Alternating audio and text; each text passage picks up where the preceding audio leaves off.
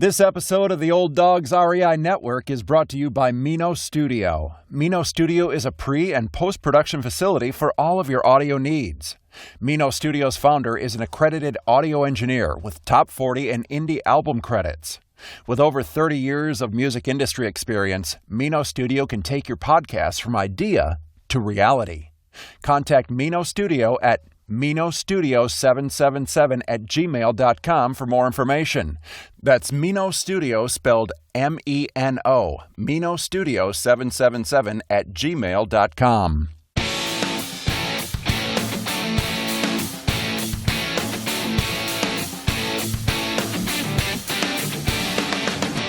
Welcome to the Old Dogs REI Network, where cash flow is king.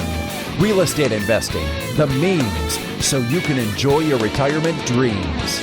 This is the show where we cut right to the chase. No sales pitch, no long monologues, just simple how-to real estate investing advice, so you can earn the passive income you need to enjoy your retirement today. And now, your host and chief old dog, Bill Manassero. Hello, old dogs, and welcome to Fun Facts Friday. This is our once a week, only on Friday show, where we have special episodes not featuring guests, where I will share tricks, tips, terminology, and techniques that will help skyrocket you to real estate investing success. Today's topic is analyzing rental properties, part 1, the overview. Before we get started, first off, this is a really key area that I want to just go over with you. Before you get started, you want to make sure that first you're looking in the right place. In other words, you have carefully researched the market and know it has promise. It's the market that you're familiar with. You've researched it. You know it's a good place to invest. And so what I'm going to do is just kind of give you a quick overview today. I really don't want to rush through this because property analysis is the most critical stage of the investment process. This is where you can make or break your chances of success. That's why I'm going to take my time on this one, and I'm going to try to keep it simple. Give you bite-sized portions so you can thoroughly understand what I'm saying, and that you'll have a good understanding, hopefully, by the end of this series. This is not rocket science, but you do need to know how to do this right. And way too often, I think what happens is we hear people spouting out terms like cap rates, ROI, IRR, and so forth, ABC. It throws people off because they're terms that they may not be familiar with. And I want to be able to get to the point where we can look at those terms and eventually be using them in our regular conversation as we talk about properties we're looking at. There are some important math ratios you need to know. It's not complicated math by any means. We're multiplying or dividing for the most part. So it's pretty basic. But again, we need to kind of understand the overview. So first, I want you to know, what are your key goals? Okay, why are we analyzing these properties? Well, right now, and again, I think our focus has been made real clear here. The most important thing we're looking for is cash flow, cash flow, cash flow.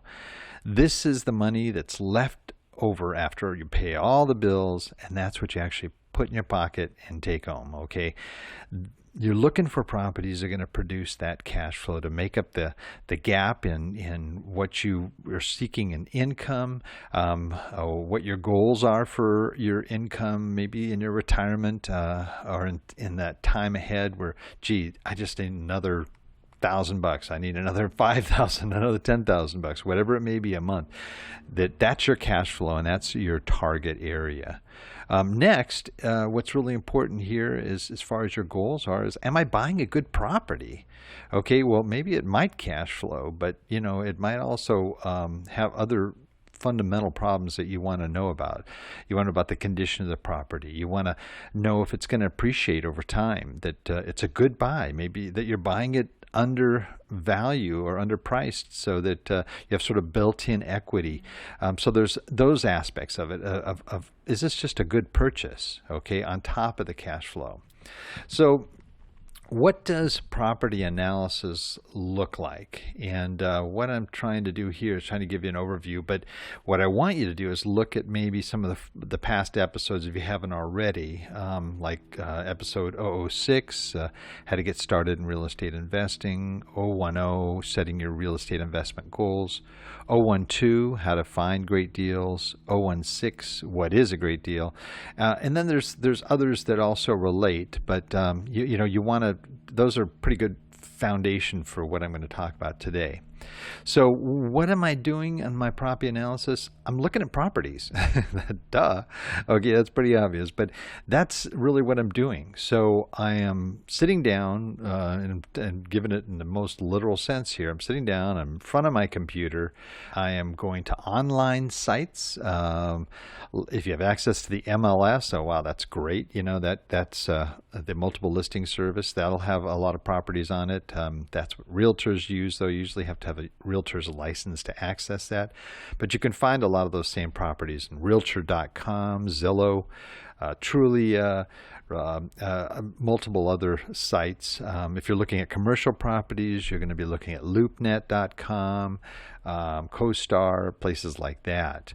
So I'm looking at sites. I'll also be looking at emails. Now, the idea is you generate people that will send you leads, okay? So your lead sources will send you emails. Here's a property I need you to look at, and there'll be data in that you can look at. You'll get property executive summaries that usually come from brokers and so forth that you'll be reviewing. And then what are you looking at? You're looking at pictures of the properties. You're looking at financial data, other data about the property that you'll need to know to make an assessment. Now, generally what I do is I'll sit down and I have like a little spreadsheet that I use. It's called the 3-Minute Rental Property Analyzer. And I have a copy of it on my website that's free. If you guys want to use it, just go to olddogsreinetwork.com and you can download it and use it to your heart's content.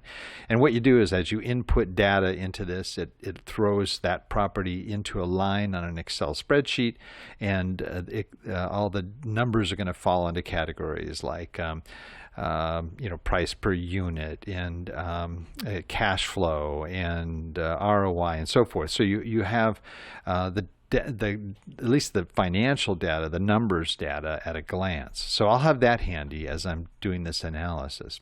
So giving you an overview here, as I mentioned I'm going to do, we're looking at just understanding the process and where it's going to lead you.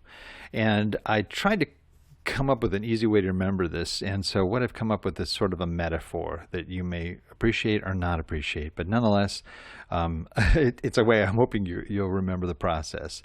And what I call this is the 5 phases of a rental property courtship.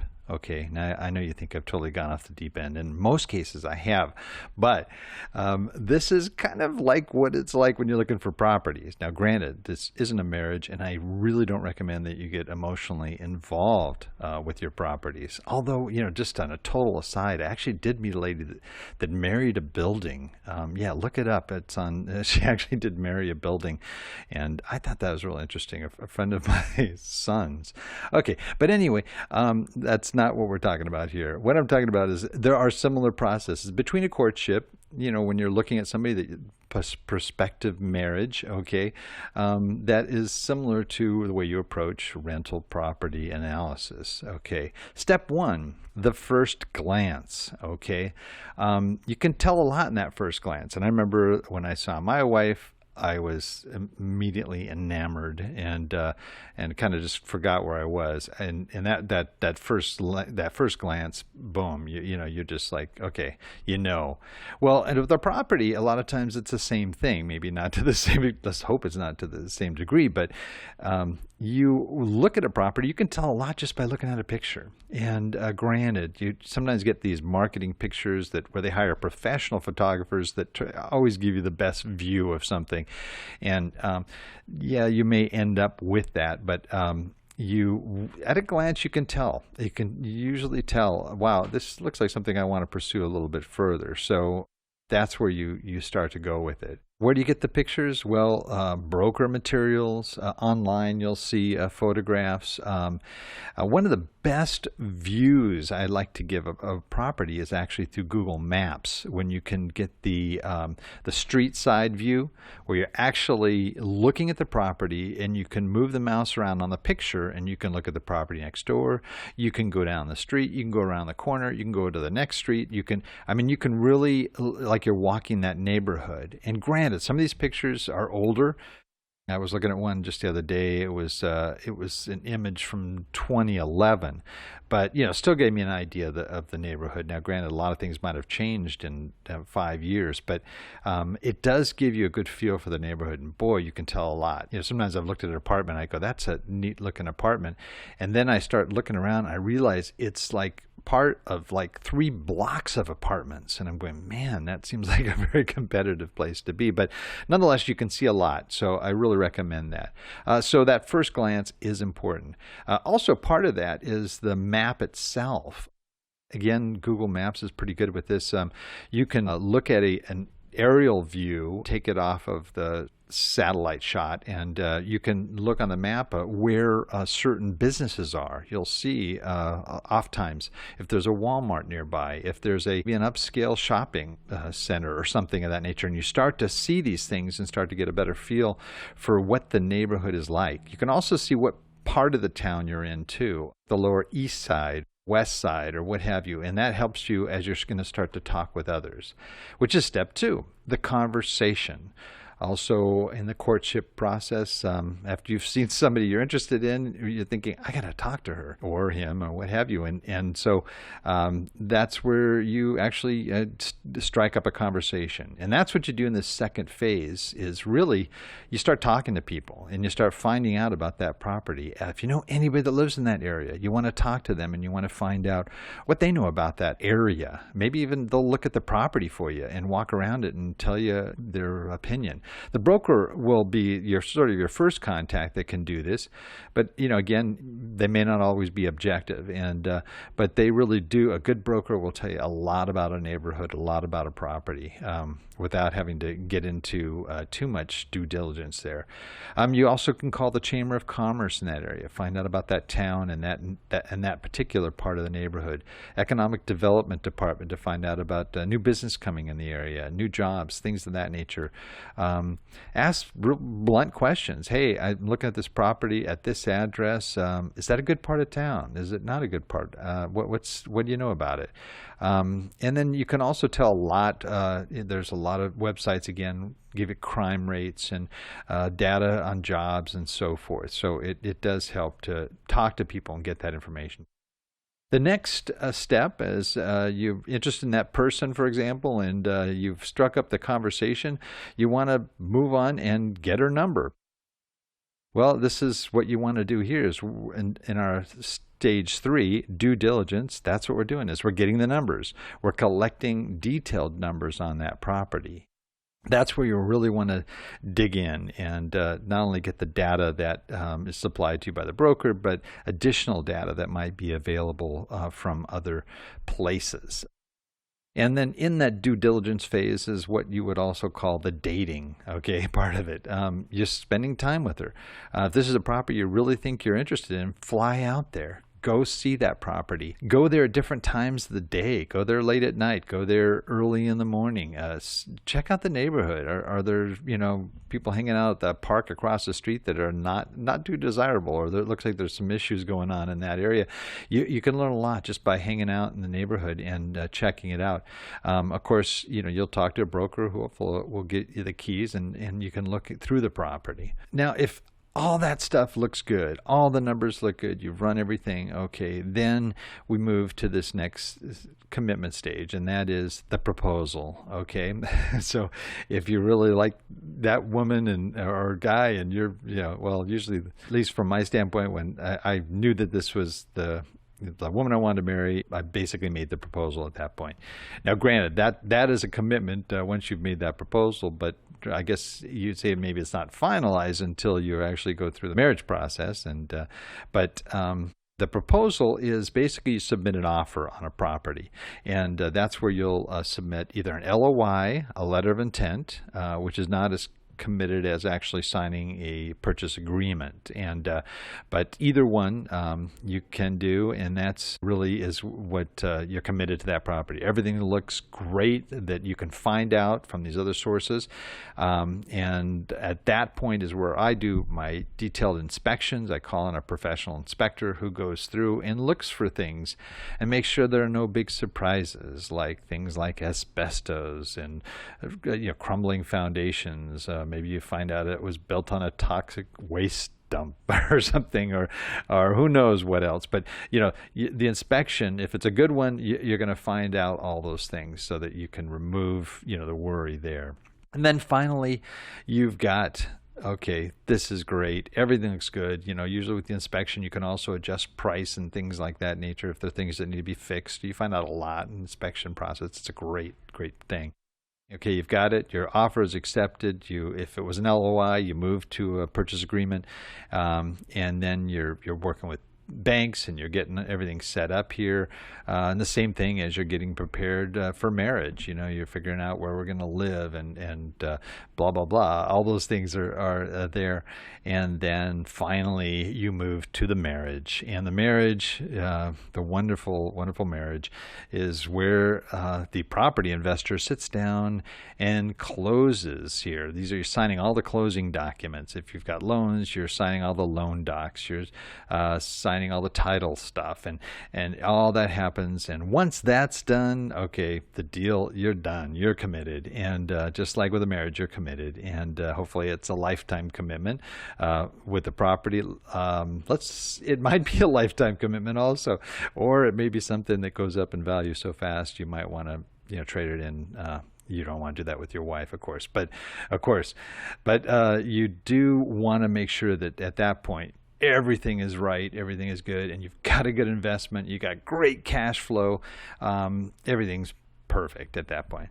So that's a quick overview of the analysis process. Next week, I'm going to go a lot more into specifics, specific numbers, specific ratios, things of that nature that you need to know too.